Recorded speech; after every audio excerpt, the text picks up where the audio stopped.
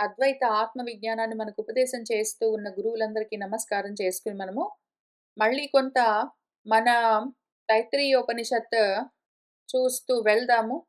ఇప్పుడు బ్రహ్మానందవల్లిలో 8వ అనువాకకొస్తూ ఉన్నాము.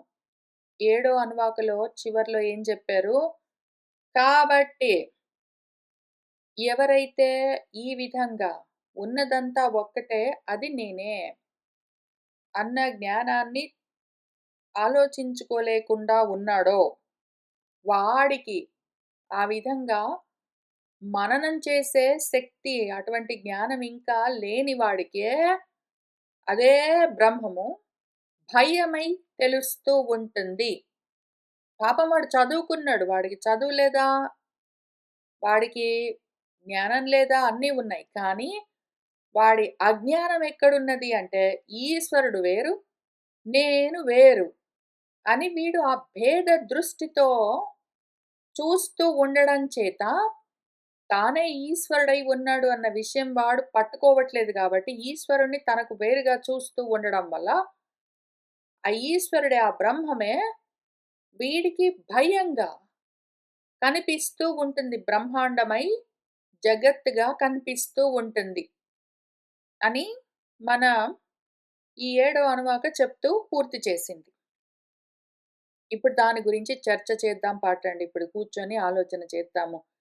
మీమాంస దాని గురించి జాగ్రత్తగా విచారించి తెలుసుకోవాల్సిన అవసరం ఉన్నది. కాబట్టి కూర్చోండి ఇంకా చెప్తాను అని ఈ 8వ అనువాకం 8వ అనువాక ఒక 5 శ్లోకాలు చెప్తూ ఉన్నది. ఆ 5 శ్లోకాలు చూస్తూ వెళ్దాము.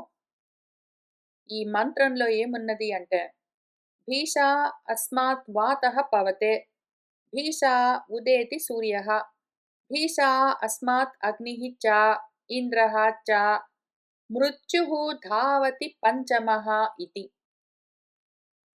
మన వాతము అంటే వాయువు ఏదున్నదో అది పాపం వీస్తూనే ఉంటుంది కదా! గాలి వీస్తూనే ఉంటుంది. గాలికి వీస్తూ ఉండడం అన్న ధర్మం ఉంటుంది. ఆ పనిని అది ఎందుకు చేస్తుంది అంటే అస్మాత్ భీష, దీనికి భయపడి. దీనికి భయపడే గాలి గూడా వీస్తూ ఉంటుంది.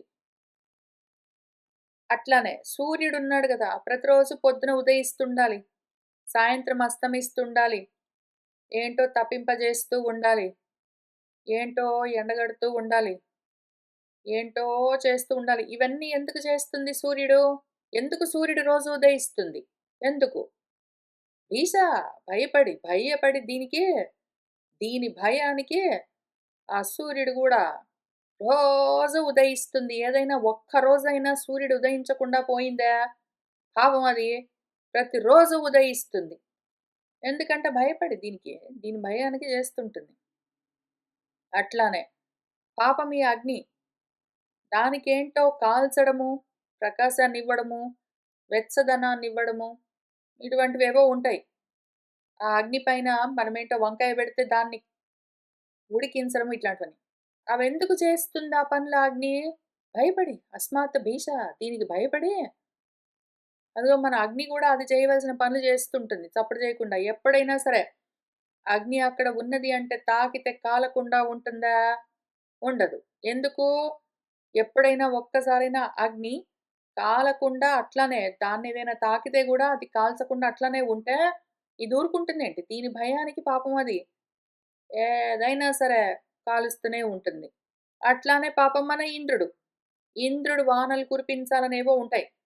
ఆ పనులన్నీ గూడా ఇంద్రుడు గూడా ఎందుకు చేస్తూ ఉంటాడు తప్పకుండా?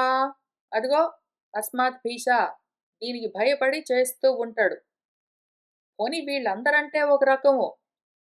ప్రతి వాళ్ళు మృత్యువును చూసి భయపడి పరిగెత్తిపోతూ ఉంటే, ఈ మృత్యువు పాపము దీన్ని చూసి భయపడి పరిగెడుతూ ఉంటుంది. మృత్యువు కాలరూపంగా దీన్ని చూసి భయపడి పరిగెడుతూ ఉంటుంది. అది చేయవలసిన పనులు చేస్తూ. ఇది పరిస్థితి. ఇట్లా ఉంది అని చెప్తూ ఉన్నారు. దీనికి భయపడి. దేనికి? అదిగో బ్రహ్మం అని ఒకటున్నది. దానికి భయపడి అదిగో మృత్యువైనా పరిగెడుతుంటుంది. ప్రాణులను గ్రసించడానికి. పాపము మృత్యువుని చూసి ప్రాణులన్నీ పరిగెత్తి పారిపోతుంటే, వాటి వెంటబడి మృత్యువు పట్టుకోవాల్సొస్తుంది. ఎందుకు? చేయకుండా ఊరుకుంటే కుదరదు గాబట్టి, దాని భయానికి పాపం మృత్యువు గూడా అంతే. ఇంద్రుడంతే, అగ్ని అంతే, సూర్యుడంతే, పవనుడంతే. అట్లా ఉంది పరిస్థితి అని చెప్పి వెంటనే మన మంత్రం ఏమంటుంది? "సా ఏష ఆనందస్య మీమాంసా భవతి." కాబట్టి ఈ ఆనందం గురించి మాట్లాడదాం అనింది. ఆనందమా అక్కడ? భయమా చెప్తున్నది? మన మంత్రము భయం గురించి చెప్తున్నదా? ఆనందం గురించి చెప్తున్నదా? ఇప్పటిదాకా దీనికి భయపడి, దీనికి భయపడి, దీనికి భయపడి అంటే ఇది భయంకరం గదా! ఇది భయము. సరే అయితే మరి ఈ భయమేంటో కనుక్కుందాము. ఆ భయమేంటో చూసుకున్నామంటే భయం లేకుండా జేసుకోవచ్చు అని అదేమైనా చెప్పొచ్చు గదా మంత్రము. అసలు నువ్వేమిరా దానికి భయపడి నువ్వు కర్మలు చేసుకుంటున్నావు అనుకుంటున్నావు గానీ, నువ్వొక్కడివే గాదు, నీకన్నా పెద్ద పెద్ద వాళ్ళు మహామహులే, హేమీలు. సూర్యుడు, వాయుదేవుల్లాంటి వాళ్ళు గూడా, అగ్ని, ఇంద్రుడు మొదలైన వాళ్ళు ఏకంగా మృత్యువు గూడా దీనికి భయపడి పనులు చేస్తూ ఉంటాయి, కర్మలు చేస్తూ ఉంటాయి. నువ్వెంత? కాబట్టి ఇంక కూర్చో. నీకు భయం ఎందుకనిపిస్తుందో అర్థం చేసుకుందాం ఫస్ట్. అసలు ఈ భయం అంటే ఏంటో తెలుసా? అని ఏమైనా చెప్పొచ్చు గదా! ఇంతా చెప్పకుండా వెంటనే మన మంత్రము, ఇదిగో ఇది ఆనందం అని జెప్పింది. ఆ భయపెట్టేదేదున్నదో అది ఆనందం అని చెప్పింది. ఎందుకు? ఇప్పుడు మనం దీన్ని అర్థం చేసుకోవాల్సిందేమి అంటే, వీళ్ళందరూ గూడా వాయుదేవుడైనా సరే, సూర్యుడైనా సరే, ఇంద్రుడైనా సరే, అగ్ని అయినా సరే, మృత్యువైనా సరే, వాడైనా సరే, వీడైనా సరే, కర్మలు చేస్తూ పరిగెడుతున్న వాళ్ళందరూ గూడా ఎందుకు, దేని భయానికి ఇవన్నీ చేస్తూ ఉన్నారు అంటే, వాళ్ళే వాళ్ళను వాళ్ళకు వేరుగా చూసుకున్నారు. వాళ్ళు ఉన్నవాళ్ళు ఉండక అంతరం చూసుకున్నారు. భేదం చూసుకున్నారు. ఇదేదున్నదో ఏతస్మిన్ ఉదరమంతరం కురుతే. యదా ఎప్పుడైతే ఏషః వీడు దీంట్లో అంటే దేంట్లో వాడి స్వరూపంలోనే వాడు తనకు తానే తనను వేరుగా ఏ మాత్రం ఎంతటి అల్పమైన భేదాన్ని చూసినా సరే, ఇంకా అదే వాడికి భయమై ఉంటుంది అని చెప్పారు. కాబట్టి ఇక్కడ దీని భయానికి గాలి వీస్తున్నాడు, దీని భయానికి సూర్యుడు ఉదయిస్తున్నాడు, దీని భయానికి ఇంద్రుడేంటో చేస్తున్నాడు, అగ్ని ఏంటో చేస్తున్నాడు, వాడేంటో చేస్తున్నాడు, వీడేంటో చేస్తున్నాడంటే, దీని భయానికి అంటే ఇది భయపెడుతున్నది ఎందుకు? ఇవి వేరుగా చూస్తున్నాయి అందుకు. ఇంద్రుడైనా, అగ్ని అయినా, సూర్యుడైనా ఏదైనా సరే నువ్వైనా, నేనైనా వేరుగా చూస్తూ ఉండడం వల్లే అదే బ్రహ్మము భయమై కనిపిస్తూ ఉన్నది. వీళ్ళే వాళ్ళని వాళ్ళు వేరుగా జూసుకొని భయపడి, ఆ భయానికి వీళ్ళే మళ్ళీ అవే కర్మలు జేసుకుంటూ ఉంటారు. దీని పేరే కర్మ. ఏమి కర్మ అంటే ఇదిగో ఇదే కర్మ. భేదం చూడ్డమే వచ్చిందిక్కడ. నిజంగా భయం ఉన్నదా అంటే నిజంగా ఉన్నది ఆ భయం. కానీ భయంగా గాదు. అది ఆనంద స్వరూపమై ఉన్నది పరబ్రహ్మము. నీ స్వరూపము బ్రహ్మము అది ఆనందము.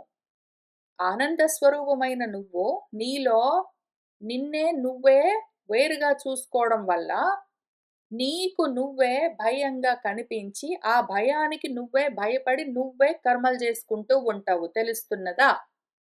తెలియట్లేదు కదా! ఇంక అందుకనే మీమాంస చెయ్యి, కూర్చో, ఆలోచించుకో అని చెప్పవలసొచ్చింది. ఇక్కడ ఏడో మంత్రంలో నేను జెప్పాను నీకు.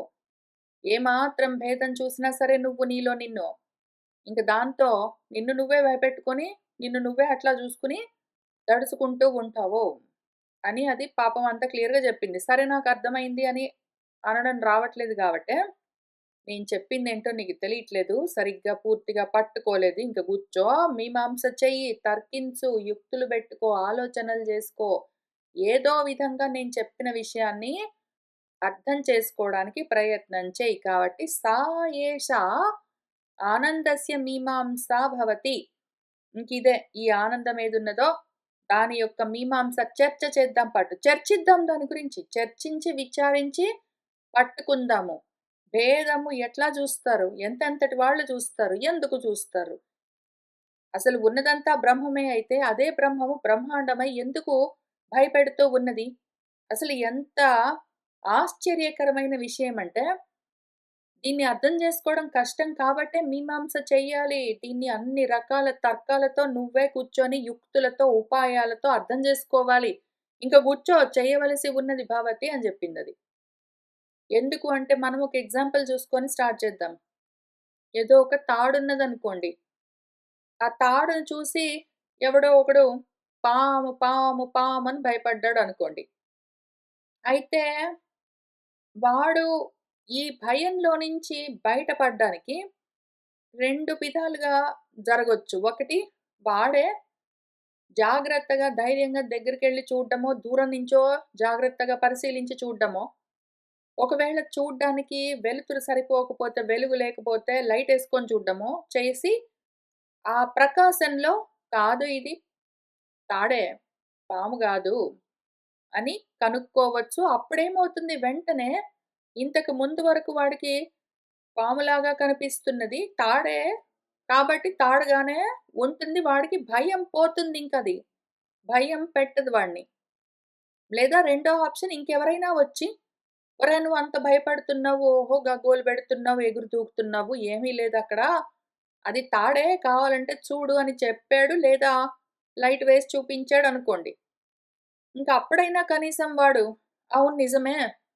ఇక్కడున్నది తాడే, పాము గాదు. హమ్మయ్య! నేను భయపడ్డానండి" అనుకుంటాడు. ఇంకా భయం లేదు అనుకుంటాడు. కాబట్టి ఆ తాడేమైనా మారిందా? పాముగా అది వేరే రకంగా వాడికి కనిపించడానికి కారణం పామే మారిపోవడం అన్నదైతే లేదు గదా! వాడే దాన్నట్లా చూసాడు. అది అట్లనే పడుంది తాడు తాడు తీరున. వాడే దాన్నట్లా చూసాడు గాబట్టి అట్లా రకరకాలుగా కనిపించింది వాడికి. వాడు కాదనుకున్నాడు. పాము కాదు అనుకున్నాడు. తాడే అనుకున్నాడు. కాబట్టి అది తాడులాగానే కనిపించింది. ఇంక అయిపోయింది విషయం. దీనికి ఎన్ని ఉపాయాలు, ఎన్ని యుక్తులు పెట్టి దాన్ని తెలుసుకోవాల్సొచ్చింది. ఒకటి వాడు దగ్గరికెళ్ళి లేతే దూరం నుంచైనా పరీక్షగా చూడ్డం. దాని పేరు ప్రత్యక్ష ప్రమాణం. లేదా రెండోది ఇంతకుముందు ఇక్కడ లేదు. ఇక్కడి దాకా పాములొచ్చేందుకు అవకాశమే లేదు. ఇప్పుడు సడెన్‌గా పాము ఎక్కడి నుంచొస్తుంది. పైగా ఇంతకుముందు ఇక్కడ నేనే చూసాను. ఒక తాడు లాంటిదేదో పడుండే. అదే అయ్యుండొచ్చు అని అనుమాన ప్రమాణంతోటైనా కనీసం ముందు మొదలుపెట్టి దగ్గరికెళ్లి చూసుకొని ప్రత్యక్షంగా వాడు తెలుసుకోవచ్చు. మూడోది ఆప్తవాక్యము. తెలిసిన వాళ్ళెవరైనా, "ఒరేయ్! అక్కడ నువ్వు పాం అంటున్నావు. పాము లేదురా! తాడే ఉంది" అని చెప్తాడు. అదొక ఆప్తవాక్యం అన్న ప్రమాణము. లేదా నాలుగోది వాడైనా లైట్ వేయొచ్చు. వీడైనా లైట్ వేసుకోవచ్చు. ఆ వెలుగులో చూడొచ్చు. అది శాస్త్ర ప్రమాణము. ఆగమ ప్రమాణము. ఏవో ఒక రకాల ప్రమాణాలు బెట్టుకొని వాళ్ళు, ఓహో! ఇది పాము కాదు తాడు అని చూసుకోవచ్చు. ఇవన్నీ గూడా యుక్తులు మరి ఉపాయాలు ఇవన్నీ గూడా ప్రమాణాలు ఇవన్నీ గూడా ఏవో ఒక పద్ధతులతో ఉన్నదేంటి, కానిదేంటి అని తెలుసుకోవలసి ఉంటుంది. అది తెలుసుకునేంత వరకు ఆ భయం పోదు కదా! నిజం వస్తువు ఏమో అక్కడ ఉన్నది ఏమో తెలిసిందాకా ఆ లేని వస్తువును చూసి పడుతూ ఉన్న భయము తొలగిపోదు. అదెప్పుడూ అట్లానే ఉంటుంది. అందుకనే ఇప్పుడు మనమే ఇదిగో ఈ రకంగా భయపడుతూ ఉన్నాము అంటే కారణమేమి అని చూసుకోవాల్సి ఉంటుంది. మనకున్న ప్రాబ్లమ్ ఏంటంటే ఎగ్జాంపుల్ చాలా సులువు. ఎగ్జాంపుల్‌లో తాడు ఒకటున్నది. దాన్ని నేను పాము అని వేరే ఇంకొక వస్తువు అనుకున్నాను. కానీ కాదని చెప్పడానికి నేనే దాని దగ్గరికెళ్లి చూడొచ్చు. నాకు తెలిసిన వాళ్ళు చెప్పొచ్చు. నేనే లైటేసుకోవచ్చు. ఏదో ఒకటి జేయొచ్చు. ఇక్కడ ఉన్నదంతా ఒక్కటే ఉద్దరమంతరం మనం చేయడానికి వీల్లేదు. నేను వేరు, ఆ తాడు వేరు, నేను ఉన్నది అనుకుంటున్న పాము వేరు, అదిగో అక్కడ లైట్ వేరు, అదిగో నాకు తెలిసిన వాడొచ్చి కాదురా అని చెప్తున్నవాడు వేరు. ఇన్ని వేరుగా ఉన్నదా? ఉన్నదంతా ఒకటే అయితే ఇదంతా ఒకటే. కాబట్టి జరుగుతున్న కష్టమేమి, మహా అనర్థం, నష్టమేమి అంటే, ఆ తాడే దాన్నదే పాముగా చూసుకొని, అదే భయపడుతూ ఉంటుంది. ఆ తాడే దాన్నదే పాముగానే చూసుకొని, అదే భయపడుతూ ఉంటుంది. అయితే దాన్నదే చూసుకుంటుంది. వేరేది ఇంకేమీ లేదక్కడ. రెండో వస్తువు లేదు గాబట్టి, ఇంకొకడొచ్చి "ఒరేయ్ కాదురా, నువ్వు తాడువేరా, నువ్వు పాము గాదురా" అని జెప్పడానికో, లేదా లైట్ వేసి చూపించడానికో ఇవన్నీ లేవు. ఆ తాడే ఆ ఆత్మే ప్రకాశ స్వరూపము.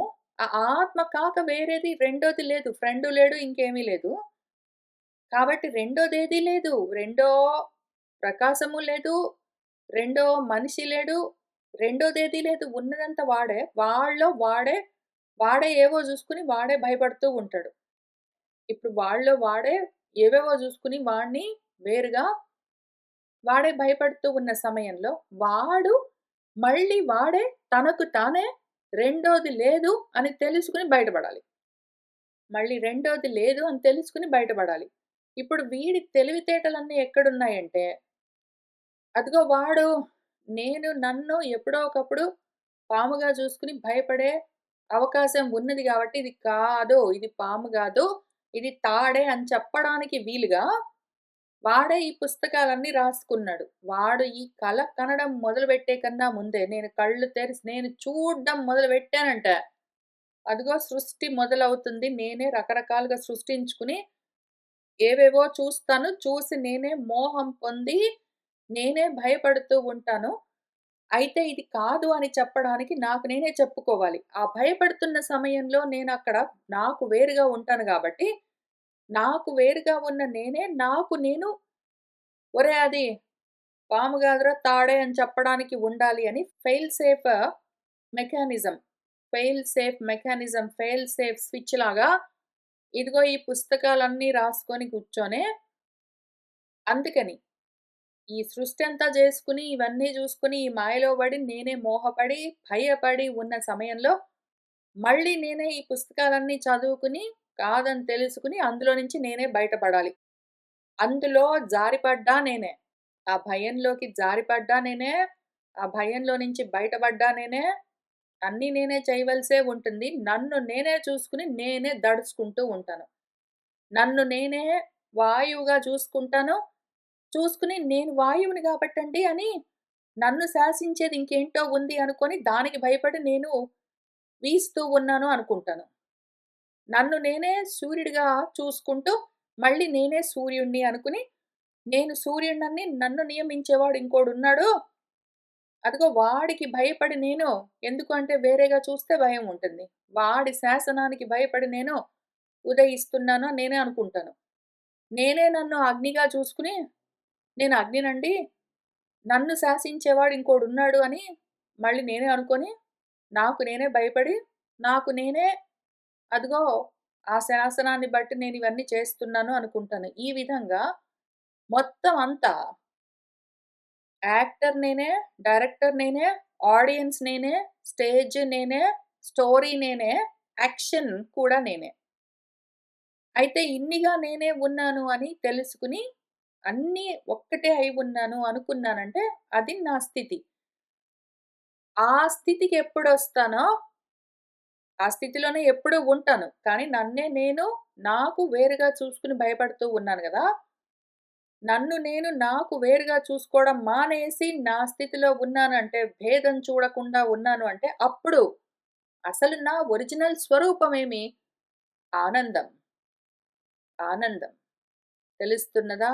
అర్థమైందా? ఈ మీమాంస ఎట్లా చెయ్యాలో? ఇట్లా ఒక తాడు పాము ఎగ్జాంపుల్ లాగా చాలా ఎగ్జాంపుల్స్ పెట్టుకొని, రకరకాల యుక్తులతో, ఉపాయాలతో, ఐడియాస్‌తో, ఎగ్జాంపుల్స్‌తో కూర్చో, దీన్ని అర్థం జేసుకో. భయం వేరు, ఆనందం వేరు గాదు. అదసలు ఆనందం. నువ్వు వేరుగా చూస్తే అది భయం. తెలుస్తున్నదా? అని చెప్పి ఇప్పుడు అసలు ఈ ఆనందం గురించి మీమాంస చేద్దాం పటు. మామూలు మీమాంస గాదు. అసలు ఆనందం నీ స్వరూపం గదా! నీకు తెలుస్తుంది మర్చిపోయావు గదా! ఆనందం అంటే నీ స్వరూపం అని జెప్తే నీకేంటో తెలియట్లేదు మర్చిపోయావు గదా! ఆ ఆనందం ఎంత ఉంటుందో తెలుసా? ఆ కరడుగట్టిన ఆనందము, ఘనీభూతమైన, రాశీభూతమైన ఆనందము నీ స్వరూపము. అది ఎంతటి ఆనందమో నీకు చెప్తాను. ఓకే. నువ్వు జారి జారిపోయి నిన్ను నువ్వు వేరు వేరుగా చూసుకొని రకరకాలుగా భయపడుతూ ఉన్నావు గదా! ఇప్పుడు ఇటువంటి స్థితిలో ఉన్న నీకు అసలు నీ స్వరూపం అంటే అసలు బ్రహ్మానందం అంటే ఏంటో ఎక్స్‌ప్లెయిన్ చేస్తాను. కంపారిటివ్‌గా, సాపేక్షంగా నీకు ద్వంద్వం చూసే లక్షణం ఉంది గాబట్టి, రెండోది ద్వితీయం చూస్తున్నావు గాబట్టి, వేరే వేరేవన్నీ చూపించి, వాటన్నింటికి కంపేర్ చేసి, అసలు నీ స్వరూపము, అసలు ఒరిజినల్ ఆనందం అంటే ఎంతో చెప్తాను పట్టు అని, ఇది ఒక యుక్తితో, ఒక ఉపాయంతో మనకు ఆనందం అంటే ఎంత? బ్రహ్మానందం అంటే ఎంత? అంటే ఎంత? అని చూపిస్తూ ఉన్నది చూస్తూ వెళ్దాం. చాలా బాగుంటుంది. ఒక యువా స్యాత్, ఒక యువకుడున్నాడనుకో. అసలు ఒక యూనిట్ ఆఫ్ ఆనందం పెట్టుకుందాము. ఇప్పుడు ఒక కామన్ యూనిట్ ఉండాలి గదా! మెజర్‌మెంట్‌కి. ఒక కామన్ యూనిట్ ఆఫ్ మెజర్‌మెంట్ పెట్టుకుంటే కంపేర్ చేసుకోవచ్చు కదా! ఇది ఒక మీటర్ అని తెలిసిందనుకోండి. ఇది ఒక మీటర్ అని, ఒక మీటర్ స్కేల్ ఉన్నదనుకోండి.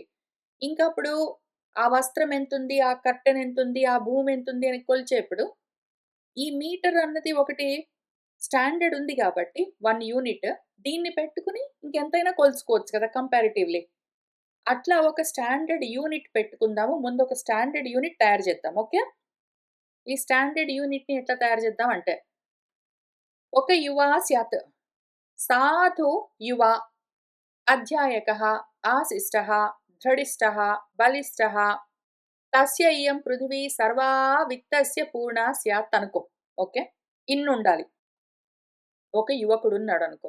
ఒక మంచి యవ్వనంలో, నవయవ్వనంలో ఉన్నవాడు, ఒక మంచి యువకుడున్నాడనుకో. వాడు సాధు, చక్కటి వయస్సు, సాధు యువ, మంచి పీక్‌లో ఉన్నాడు వాడు.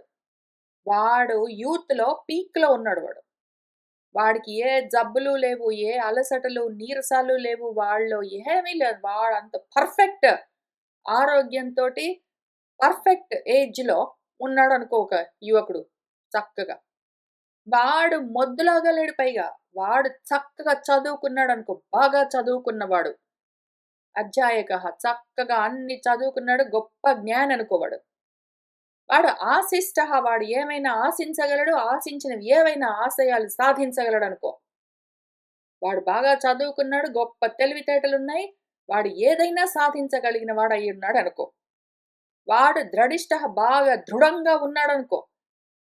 వాడు గొప్ప బలిష్టః, బాగా బలంగా ఉన్నాడనుకో. ఇంకా వాడు బాగా చదువుకున్నాడు. చాలా తెలివితేటలున్నాయి. చక్కటి మంచి యవ్వనంలో ఉన్నాడు. చక్కటి యువకుడు వాడు. ఏ ఆశయాలైనా సాధించగలడు. దృఢంగా ఉన్నాడు. బలంగా ఉన్నాడు. ఇంక వాడు సాధించలేనిది ఏమి? మొత్తం పృథివంతా గూడా, అందులో ఉన్న మొత్తం విత్తము, ధనం మొత్తమంతా పూర్ణంగా నిండి ఉన్న పృథివంతా తస్య వాడిదే అనుకో. వాడెట్లా ఉన్నాడంటే వాడు ఇంకా పీక్‌లో ఉన్నాడు వాడు. పీక్‌లో ఉన్నాడు. వాడు ఆరోగ్యపరంగా, వయస్సు పరంగా, ధనం పరంగా, జ్ఞానం పరంగా, వాడు బలం పరంగా, దృఢత్వం, ధృతి పరంగా, వాడు కోరుకున్నవన్నీ సాధించగలిగిన స్థితిలో మొత్తం అంతా పీక్‌లో ఉన్నాడనుకో. వాడు ఎటువంటి ఆనందాన్ని అనుభవిస్తాడనుకుంటున్నావు? వాడికి దేనికి తక్కువ లేదు. ఒక మనిషున్నాడు. వాడికి దేనికి తక్కువ లేదంటే వాడు ఎంత అనుభవిస్తాడు ఆనందమో తెలిసింది గదా! అది ఒక్క యూనిట్ ఆఫ్ మెజర్‌మెంట్ అనుకో. ఓకే. ఒక స్టాండర్డ్ యూనిట్ ఆఫ్ ఆనందం. సహ ఏకః మానుషః ఆనందః. దాన్ని ఒక్క మానుషానందం అనుకో. ఆనందంలో బేసిక్ యూనిట్ అది. బేసిక్ యూనిట్ ఆఫ్ ఆనందం మానుషానందం. అది గూడా ఏదో రకం గాదు. ఇన్ని కూడి వస్తే ఒక మనిషి ఎంత ఆనందిస్తాడో. ఏది తక్కువ లేకుండా వాడికి పూర్తిగా నిండి ఉంటే ఆయురారోగ్య ఐశ్వర్యాలన్నీ వాడు ఎటువంటి ఆనందాన్ని అనుభవిస్తాడో అది 1 యూనిట్ ఆఫ్ ఆనందం. మానుషానందం అనుకో. ఇప్పుడు దీన్ని బెట్టుకొని బ్రహ్మానందం దాకా వెళ్లి కొలుద్దాం పట్టు. తే ఏ శతం మానుషాః ఆనందాః ఉన్నాయనుకో. ఇటువంటి ఒక 100, ఇటువంటి ఒక 100 మానుషానందాలున్నాయనుకో. ఒక 100 మానుషానందాలు ఒక చోట పెట్టామనుకో. ఎంత ఆనందం ఉంటుంది? అదంతా కలిపి సహ ఏకః మనుష్య గంధర్వాణాం ఆనందః అనుకో. వాడు మనుష్యుల్లోనే గంధర్వుడనుకో. వాడు మనిషే. అంటే ఇవన్నీ ఉన్నాయి. వాడు యువకుడు, వాడు చక్కటి ఆరోగ్యం, ఐశ్వర్యం, జ్ఞానం అన్నీ ఉన్నాయి. మొత్తం భూమంతా వాడి గుప్పిట్లో ఉన్నది. మొత్తం వాడి చేతిలో ఉన్నదనుకో. అప్పుడు వాడికెంత ఆనందం ఉంటుందో, ఆ స్థితిలో ఉన్న మనిషి ఎవడున్నాడో, వాడిలో గంధర్వ లక్షణాలు కూడా ఉన్నాయనుకో. ఏదో డబ్బులున్నాయి వాడికి, జ్ఞానమున్నది. అందరూ వాడు చెప్తే వాడి మాట వింటారు. వాడు మంచి యవ్వనంలో ఉన్నాడు. వాడికి బాగా చక్కటి ఆరోగ్యం ఉన్నది. అన్నీ ఉన్నాయి.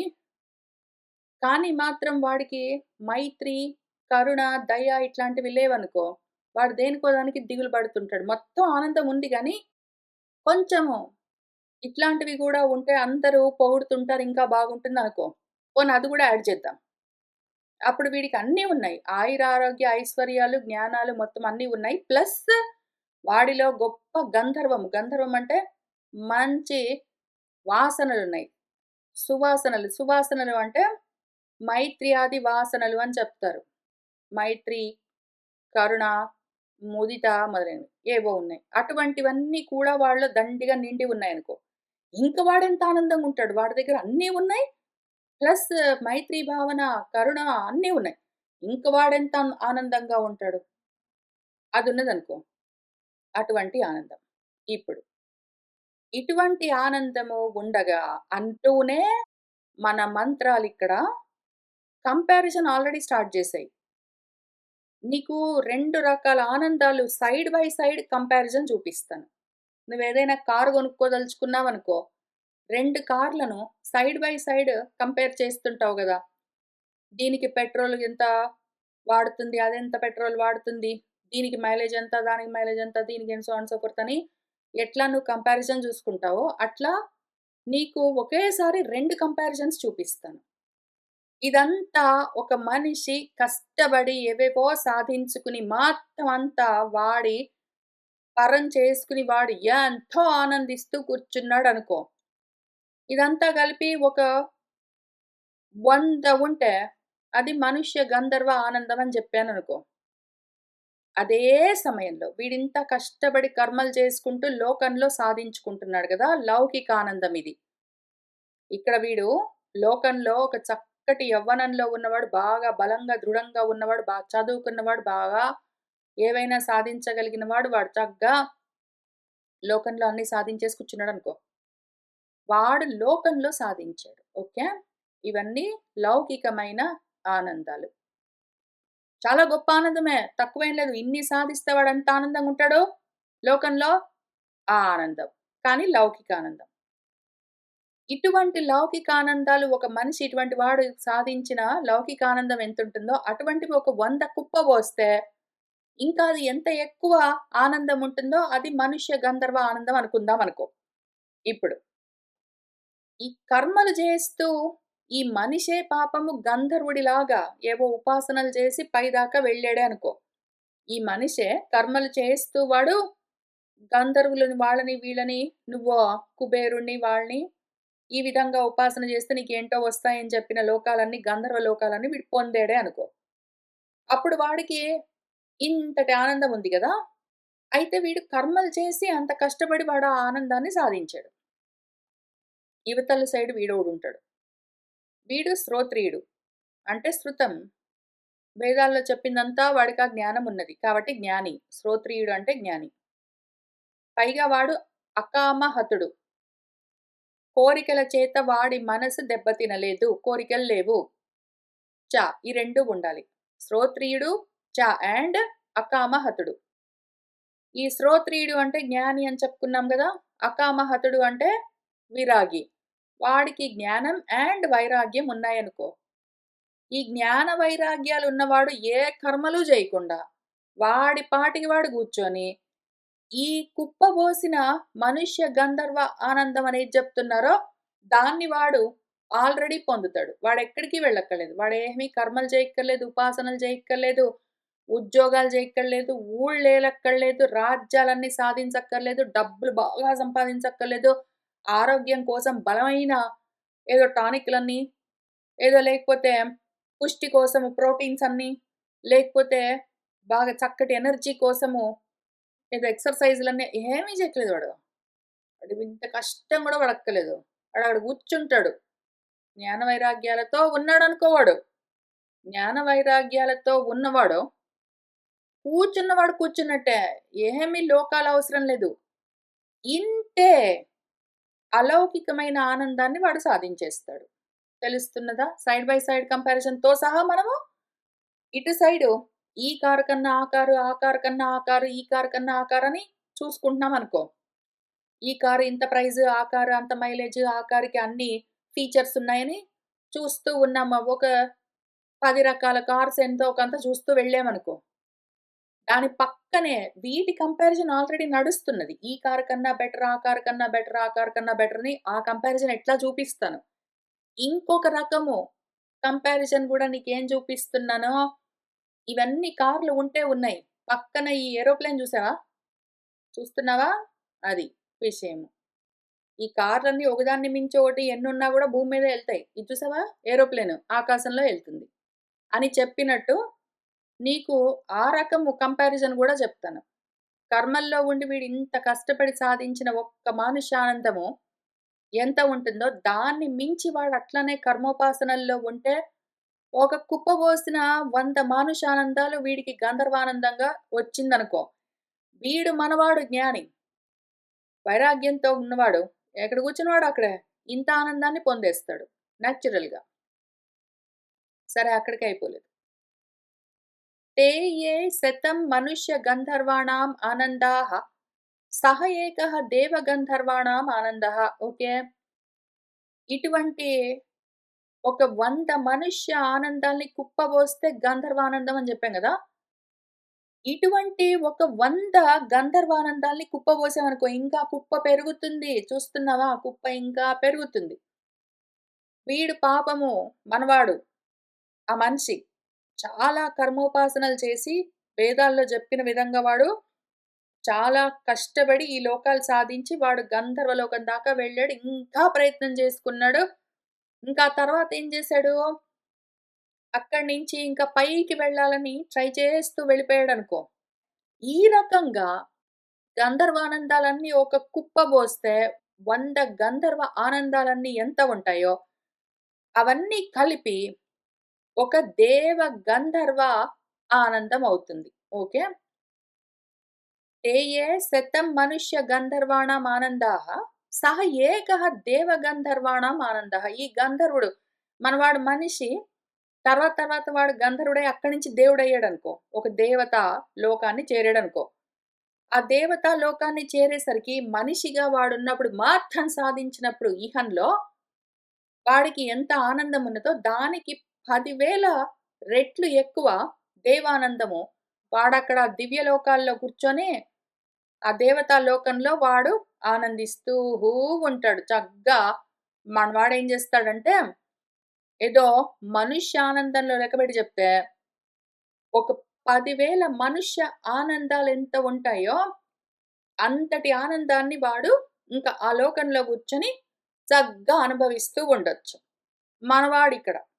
వాడెక్కడికి వెళ్ళక్కర్లేదు. ఏ కర్మలు చేయక్కర్లేదు. ఏ ఉపాసనలు చేయక్కర్లేదు. పైగా ఈ లోకాల ఆనందాలెట్లా క్షీణే పుణ్యే మర్త్యలోకం విశంతి అని ఆ పుణ్యం ఖర్చయిపోయింది అంటే, ఆ లోకాల కోసం వాడు సాధించుకున్న పుణ్యము అయిపోయిందంటే, ఇంకా ఆ లోకంలో వాడికి ఉండడానికి కుదరదు. మనవాడికి అట్లా గాదు. వీడివి లౌకికమైన ఆనందాలు గాదు గాబట్టి, అలౌకికమైన ఆత్మ ఆనందం గాబట్టి, లోపలే ఉంటుంది గాబట్టి, మనవాడు జ్ఞాన వైరాగ్యంతో ఉన్నవాడు ఎక్కడ కూర్చున్నాడో అక్కడే ఇంతటి దేవానందాన్ని గూడా పొందేస్తూనే ఉంటాడు. సరే అక్కడికయిపోలేదు. ते ये శతం దేవగంధర్వాణాం ఆనందాః సహ ఏకః పితॄణాం చిరలోకలోకానాం ఆనందః. ఓకే. ఇటువంటి దేవ గంధర్వ ఆనందాలేవున్నాయో, అంటే ఒక మనుష్యానందాన్ని కలిపి చూస్తే ఒక 10,000 అనుకో.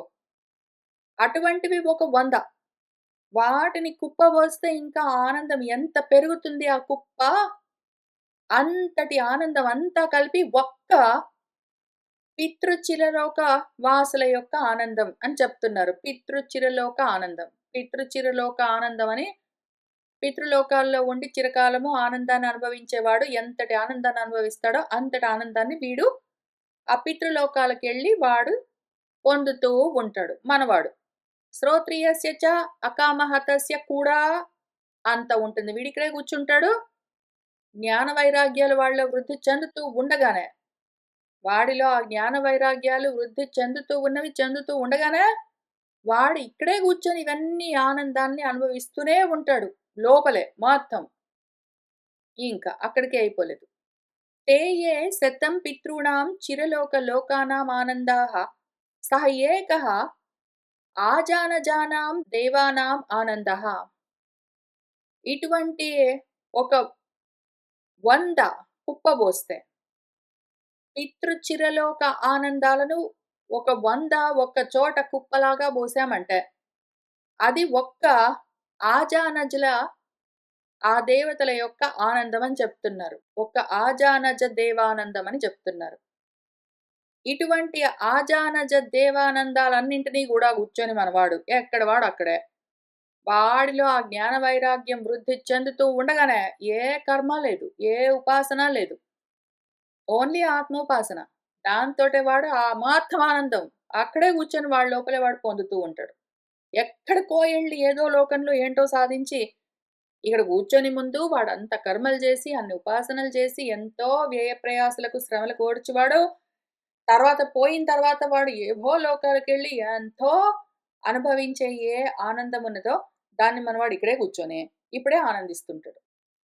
ते ये शतं आजानजानां देवानाम् ఆనందాః సహ ఏకః కర్మ దేవానాం ఆనందః.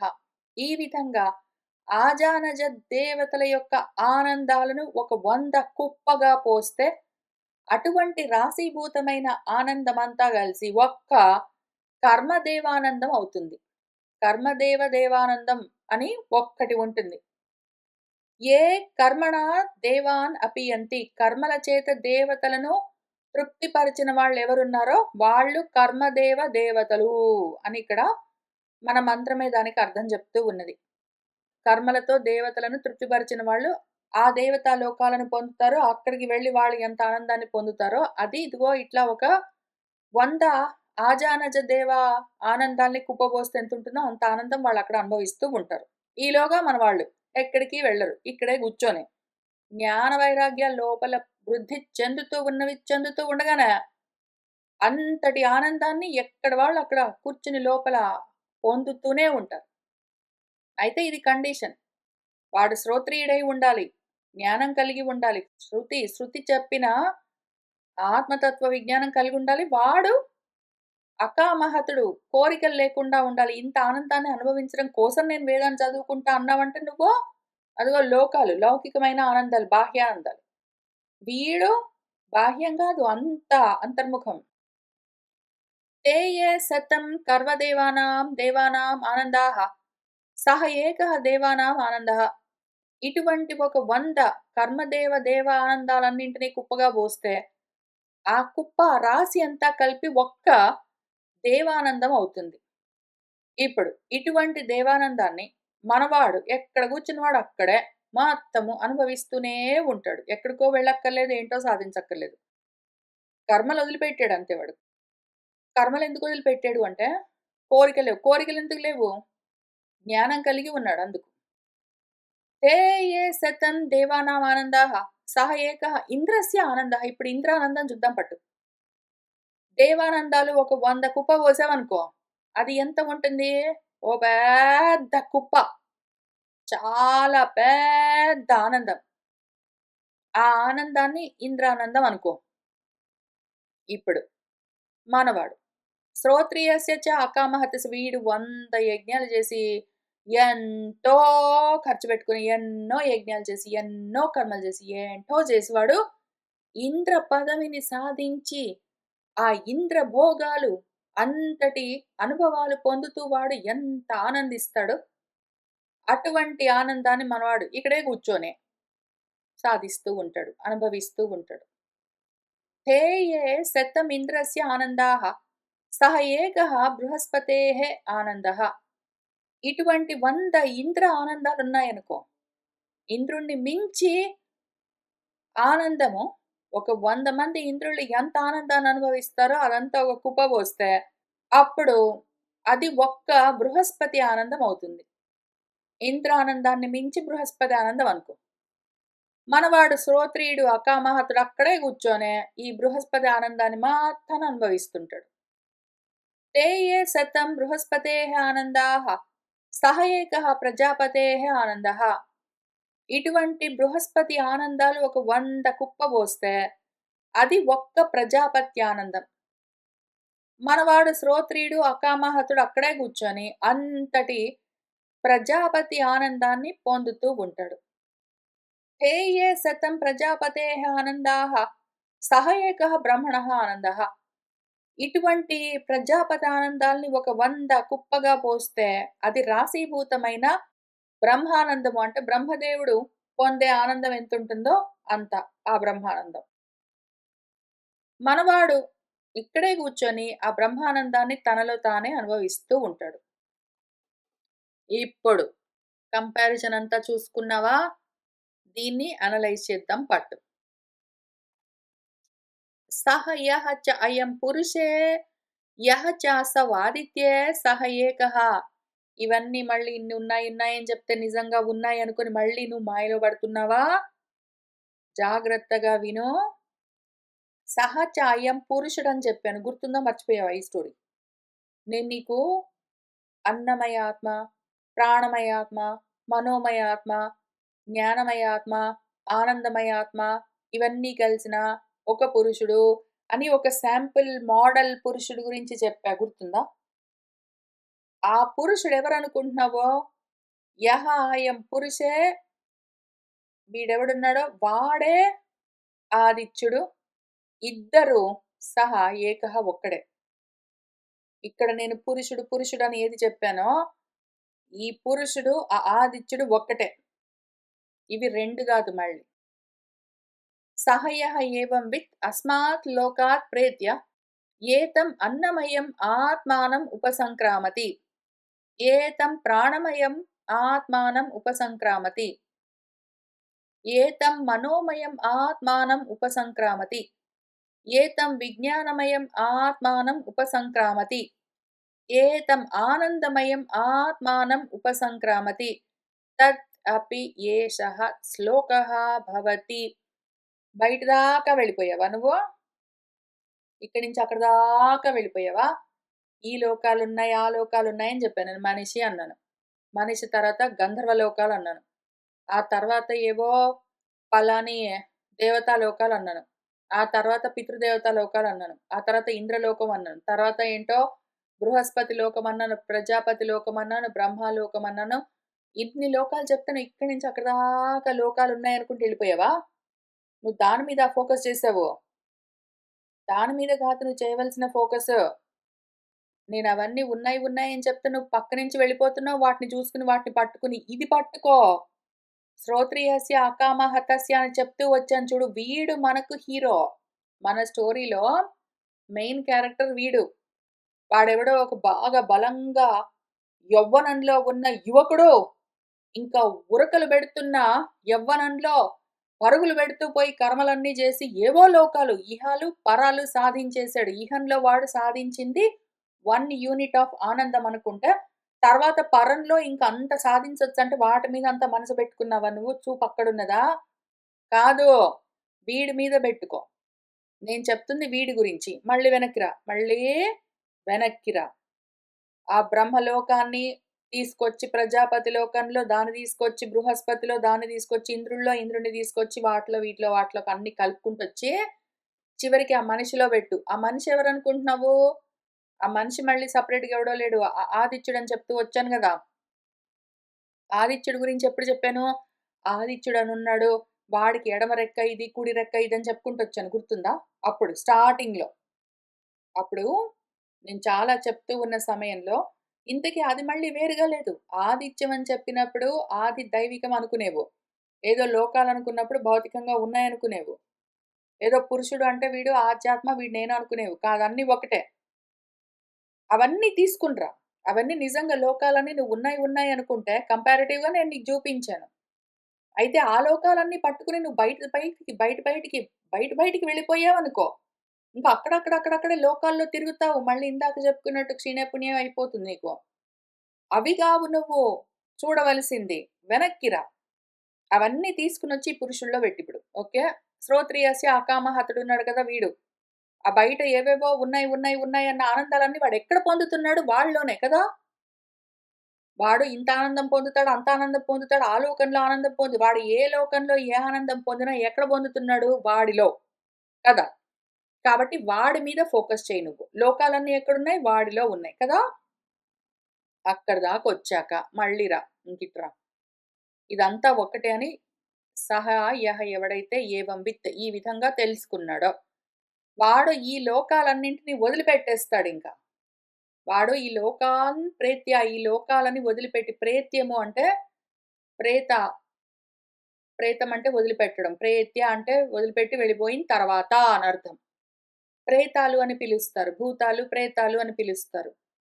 భూతాలు, ప్రేతాలు అనగానే ఏవో ఉంటాయి ఆత్మలు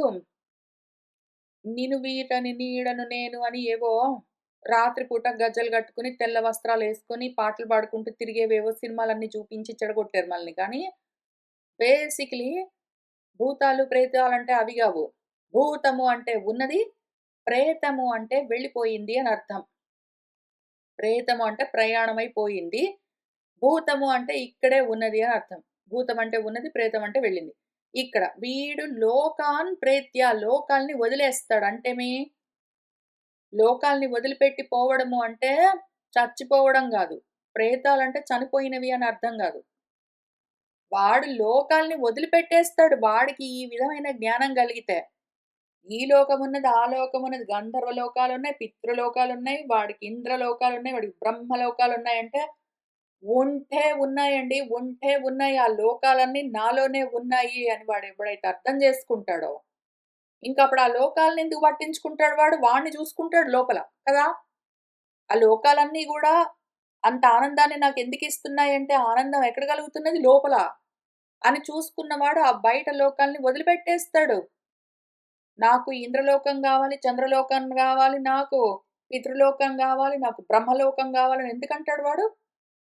వాటన్నింటిని వదిలిపెట్టేసి, ఇంక లోపలికి జరగడము. ఉపసంక్రామము. సంక్రమణం అంటే జరగడము. సంక్రమించడము. మనము ఉత్తరాయణ సంక్రమణము, దక్షిణాయన సంక్రమణం అని సంక్రాంతి అని చేసుకుంటాం గదా! సంక్రమణ అటు జరగడం అని అర్థం. నెమ్మదిగా అటు జరగడం. నెమ్మదిగా అటు జరగడం. వీడు నెమ్మదిగా జరగడం మొదలుపెడతాడు. లోకాలన్నీ నాలోనే ఉన్నాయని తెలుసుకొని లోకాలను వదిలిపెట్టేస్తాడు స్టెప్ 1. వదిలిపెట్టి నెక్స్ట్ ఏం చేస్తాడు? ఏతం అన్నమయం ఆత్మానం ఆ బయట లోకాలు ఇక్కడి నుంచి బ్రహ్మలోకం దాకా ఏవో ఉన్నాయి. ఈ కళ్ళు తెరిస్తే ఎదురుగా ఈ లోకం ఒకటున్నది జగత్ అనుకుంటున్నాను గదా! తర్వాత నేను పోయిన తర్వాత ఏవేవో లోకాలన్నీ పొందుతాను. బ్రహ్మలోకం దాకా వెళ్ళిపోవచ్చు అనుకుంటున్నాను గదా! అవన్నీ లోకాలు గూడా మొత్తమంతా గలిపి ఇదిగో ఈ అన్నమయ ఆత్మ నించే వచ్చాయి అని చూసుకుంటాడు వాడు. లోకాలన్నింటిని వదిలిపెట్టి వాటన్నింటిని పుచ్చుకొనొచ్చి వాడు లోపలికి జరగడం మొదలుపెడతాడు. అన్నమయ్య ఆత్మ అని చూసుకున్నాం గదా మనం. అందుకని ఆ పంచకోశాలు చూసుకోవాల్సొచ్చింది పైన. ఆ అన్నమయ్య ఆత్మకి లోపలికి జరుగుతుంటాడు వాడు. ఇంకక్కడికి జరుగుతాడు. ఉప అంటే దాని దగ్గరికి ఉపసమీపే సంక్రామతి జరుగుతాడు. అక్కడికి జరిగి అక్కడే కూర్చోడు వాడు. ఏతం ప్రాణమయం ఆత్మానం అక్కడి నుంచి ఈ మొత్తాన్ని ఆ బ్రహ్మలోకం దగ్గర నుంచి మొదలుపెట్టి ఈ మనుష్య లోకం దాకా తీసుకొచ్చి అన్నమయ్య ఆత్మలో పెట్టుకున్నాడు గదా! అదే అనుకున్నాడు గదా! మొత్తం కలిపంతా ఇంతే అనుకున్నాడు గదా! దీన్ని తీసుకెళ్ళి ఆ అన్నమయ్య ఆత్మను తీసుకెళ్ళి ప్రాణమయ ఆత్మలోకి జరుగుతాడు వాడు. ఇంకా లోపలికి వెళ్తున్నాడు వాడు. ప్రాణమయ ఆత్మలోకి వెళ్తున్నాడు.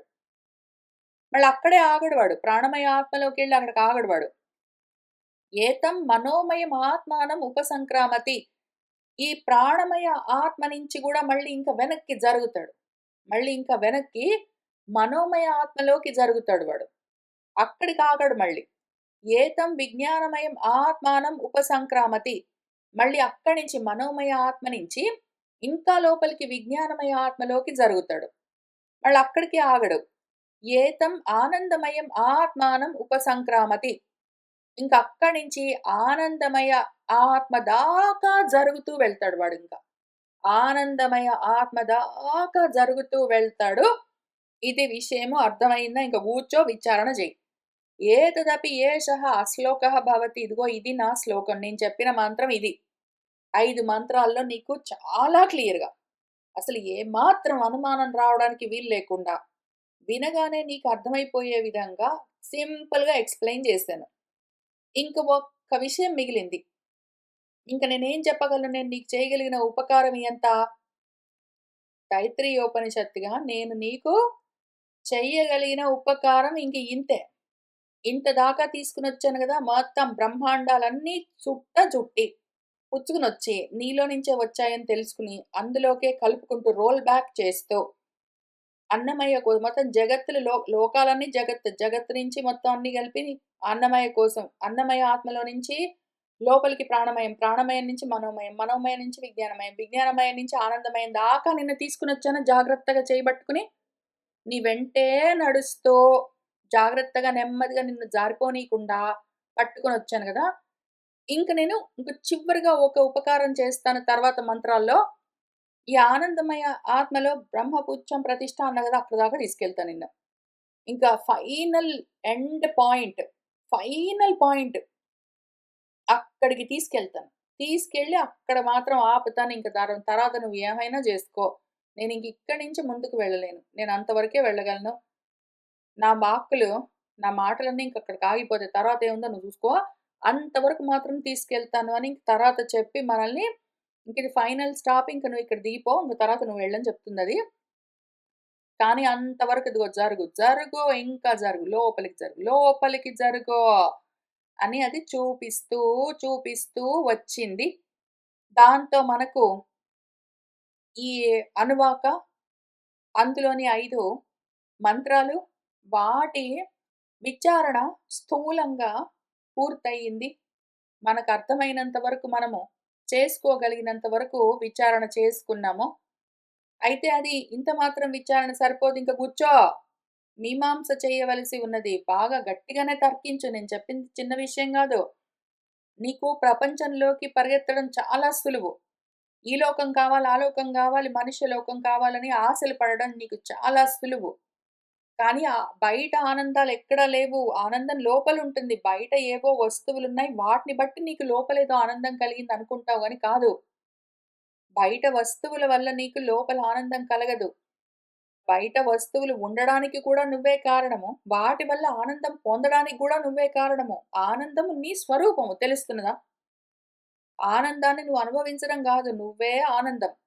అక్కడి దాకా నువ్వు వెళ్ళాలి అంటే ఎంత సాధన చేయాలి? ఎంత ఆలోచన చేయాలి? ఎంత విచారించాలి?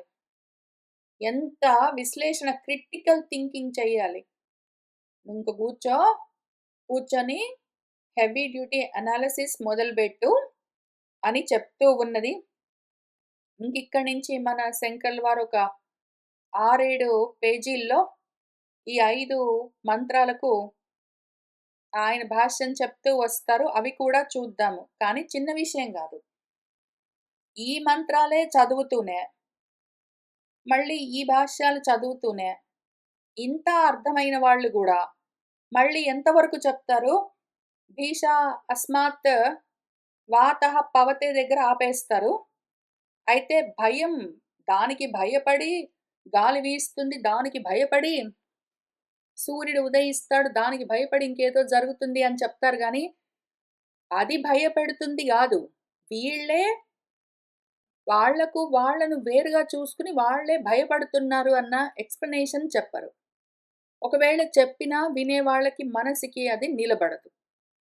2 ఇవే మంత్రాలు చదివి, దానికి ఇవే భాష్యాలు చదివి అర్థమైందనుకున్న వాళ్ళు గూడా, మళ్ళీ మనుష్యానందం ఇంత, గంధర్వానందం అంత, బ్రహ్మానందం ఇంత అని లెక్కలేసుకుంటారు గానీ, అది గాదు ప్రధానం.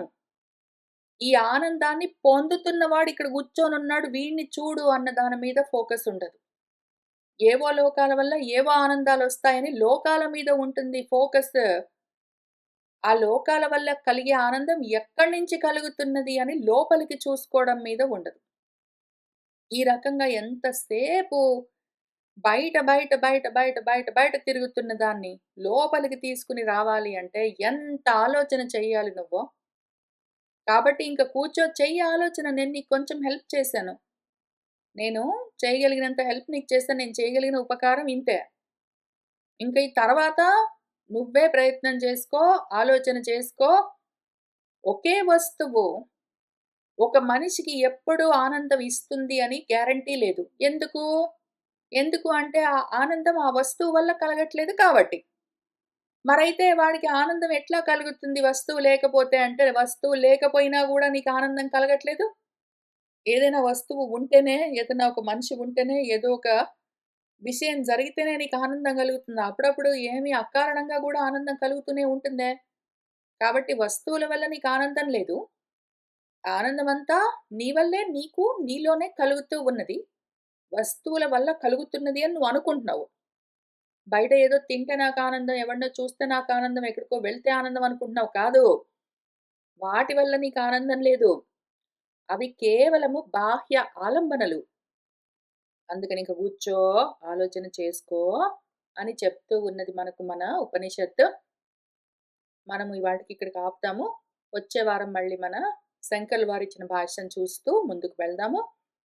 కోరుకున్న వాళ్ళందరికీ అద్వైత ఆత్మ విజ్ఞానం కలగాలని ఆశిస్తూ ఉన్నాను. శుభం భవతు.